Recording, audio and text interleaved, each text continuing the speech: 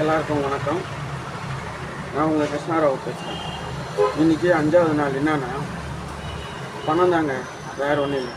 எல்லோரும் சொல்கிறது தான், பணம் பாதாள வரையும் பாயும், பணம் இது 100க்கு 100 உண்மை தாங்க. ஒரு பணம் நல்லவனை கெட்டவனை ஆக்குது, கெட்டவனை நல்லவனாக ஆக்குது. அதே பணம் தான். ஒரு ஏழை பணக்காரன் ஆகிட்டான்னா பண வாழ்க்கையை வச்சு பேஸ் பண்ணி அவன் என்ன பண்ணான்னா பழைய லைஃப்பை மாந்துடுறான். பணம் அங்கே வேலை செய்யும். ஒரு பணக்காரன் சூழ்நிலை மாதிரி கொஞ்சம் தாழ்ந்துட்டான்னா பணத்தை மதிக்கலை.